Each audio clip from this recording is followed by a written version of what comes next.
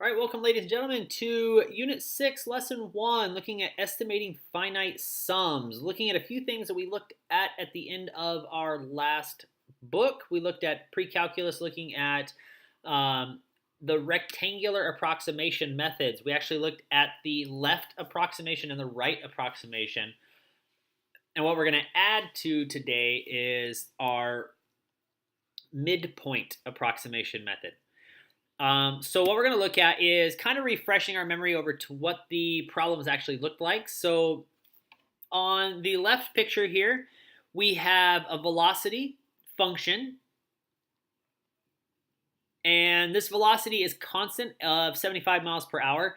And over a span of 2 hours, we know that that travels 150 miles. And what that does, or what that corresponds to, is the shaded area of this rectangle, which is kind of handy, but then rectangles are easily, or we can find areas of rectangles rather easily. So what about a velocity that was not constant? The question then became, as the velocity varies, does the blue shaded region here still represent the distance traveled? Well, it turns out that it does. And the way that we can do that is if we were to break this up into smaller rectangles, we could then find the area of those rectangles to give us an approximation of the area or the total distance traveled in this particular case. This distance on the x direction here, we are actually going to call it delta x. You have to remember that delta represents change. So this distance right here is going to be delta x. The rectangles, the area is going to be the function f of x, right? The height of the function is defined by the function itself. If this function was negative x squared, blah, blah, blah, the height of each of these rectangles would be defined by that function. Then the width of each of these rectangles is delta x. And this is a very important statement for us. Area is equal to f of x times delta x. And what we're going to be doing here is, if you remember some of our problems from the last few weeks, they threw this little symbol at us in the front. And this little symbol here represents basically find the area below the curve. Now, that's not exactly what it represents, but for us, for now, that's what it's going to represent. And what this really is just a bunch of rectangles being added together. It's a big sum of areas. Now, the reason this becomes a little bit of calculus is because this delta x, just like with our slopes of tangent lines, we want the change to be so small that it's close to zero. Now, the stuff we're doing in this particular lesson is just an approximation. So our rectangles are not going to be zero width. We're actually going to have widths usually about a half or 1. So let's go ahead and take a look at an example we might remember from, actually, I guess I should probably define these things here first. These are the 3 methods that we're going to be looking at. As you recall from pre-calculus, we looked at the LRAM method and the RRAM method, looking at the left side of our interval. Then we looked at the right side of interval, and what we did was found the average. But here, kind of an average would be our midpoint method. It's not exactly the same as the average of these two, but it's sometimes a better approximation of an area, and you only have to do it once on the midpoint rectangular approximation method. All right, so let's take a look at a problem that we are familiar with, and let's apply the midpoint. Let's use MRAM, and let's just go ahead and do on 3 intervals just to keep this simple for now. Looking at the function x squared, if we call this a velocity function, which we could if we were doing that sort of stuff, we could call it a velocity function. We could say, oh, let's find the total distance traveled in the first 3 hours traveling at x squared miles per hour.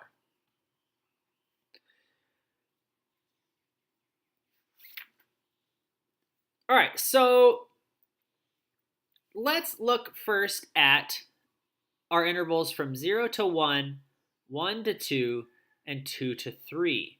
So our intervals here are from 0 to 1, 1 to 2, and 2 to 3.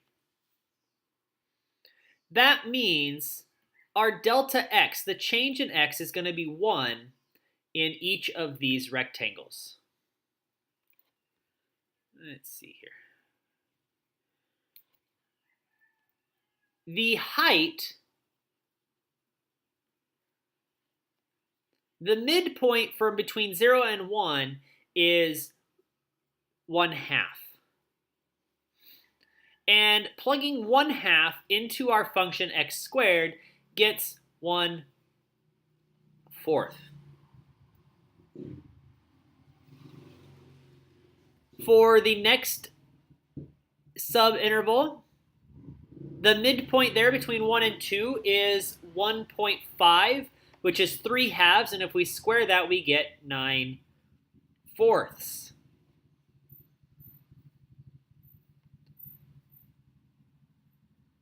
And then lastly, on the interval from 2 to 3, the midpoint is 5/2. Square that, we get 25/4.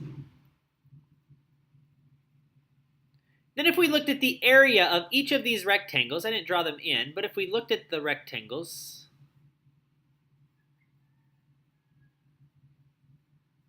these are the rectangles being done here. We obviously understand that it's not an exact area here underneath this curve. It's actually just an approximation.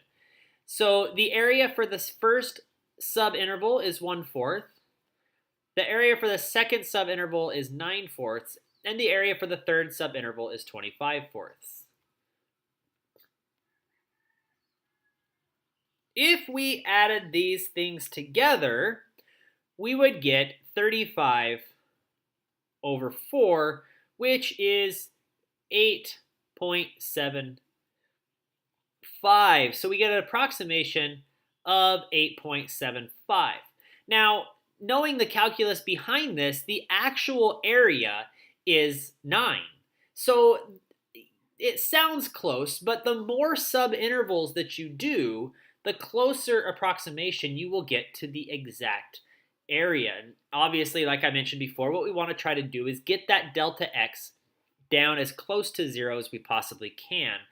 But that's once we start throwing in the calculus and the antiderivatives. So let's take a look at something we've never looked at before, looking at volume of a sphere using the MRAM method. So we're going to look at a sphere that has a radius of 4. Now, this is kind of a representation of that sphere. But what we do know is that the sphere of radius 4 can be defined by this equation right up here. Y equals the square root of 16 minus x squared.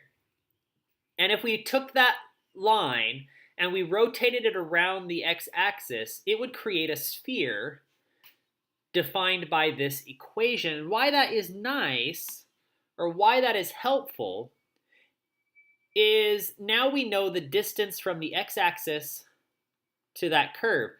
The distance from the x-axis to the curve is defined by this equation. That's handy because we need equations in order to answer problems. Now, if we were to think about it as a sphere, and then as we did with rectangles, if we cut it into smaller rectangles, these rectangles actually become cylinders on a sphere. So you see each of these separate cylinders can be found, we can find the volume of those cylinders. We know the cylinder has a volume of, pi r squared h. So we need to figure out what is r squared and what is h, and how can this equation help us out. Now up here, where I mentioned the distance from the x-axis to the curve, you'll notice that these are each of our radius or radii on each of these cylinders. So that means my volume is now represented as volume equals pi times the square root of 16, minus x squared times h. Well, the height of each of these rectangles is actually a change in x. And so each of these cylinders. So that means this is delta x. Now going between negative 4 and 4 on 8 subintervals means this right here means delta x is 1. Because the distance from negative 4 to 3, 3 to 2, 2 to 1, all the way down, it is a change in 1. So that means delta x is 1 for our particular case in this problem. So that means volume is defined, because the square of the square root is going to cancel. My volume is going to be pi times 16 minus x squared. So if I looked at my first subinterval, remember we're looking at MRAM, so in this case, my first x value is negative 3.5. 1 unit away is going to be negative 2.5. And we continue this method down to 1.5, negative 0.5, positive 0.5, positive 1.5, positive 2.5, and positive 3.5. All right, so those are all of my x values. Now we need to figure out what is the radius in each of these. And by plugging in these values, here I'm looking at this whole thing here. I'm looking at 16 minus x squared. That's going to be my radius here. 16 minus x squared gets me 3.75. Remember, I'm just plugging these values into this statement here. 9.75, 13.75, 15.75, and then these go back down, 15.75 back down to 3.75. So if I were to find the sum, you got to remember that this is the sum of each of these values. I'm looking at 3.75 times pi, right? That's this radius, or this value times pi, times 1, which will give me the volume. It'll give me the volume of the first cylinder, and that would be this cylinder right over here on the very left. The next cylinder, I would do pi times 9.75, and that would get times 1, and that would give me the volume of that one. And since they're all being multiplied by pi, what I can actually do is find the sum of all of these values, which gets me 86. And if I was to multiply that by pi, I would get an approximation of 270.18. So that gives me an approximation of the volume of this sphere. Well, that's pretty cool. I mean, obviously we could find the volume of the sphere very easily, but we can use an area formula to actually estimate the volume. And that's actually what people had to do way back before the equations were figured out, right? They had to figure out an approximation for the volume using something they already knew how to do. All right, so that gives us at least a little bit of an approximation of what we need to do here. I'm going to just remind you that the area under velocity is total distance traveled. And the other piece that I am going to mention is given some sort of table of values. If you were given some sort of scatter plot, like so, you could still find the area under these curves by thinking about the height up to the scatter plot dot. If he asks for RRAM here would go back to the first interval there. If this was 4 and this was 10, I could say, okay, the next subinterval going to 4, coming back here down. My first area would be a 2 by 4, so it's 8. My second area would be a 2 by 10, so it's 20. You can actually find the area to approximate the total whatever you were dealing with, even if you were given a set of data like this, a scatter plot set of data that we could actually call miles per hour. We could call this a velocity scatter plot and still figure out an approximation for total distance traveled based on just a set of data. And you'll see a problem or two like that through the work. All right, since you guys don't have an assignment sheet just yet, I'm going to leave you guys with this. Hope you learned a little bit, and I will see you guys tomorrow.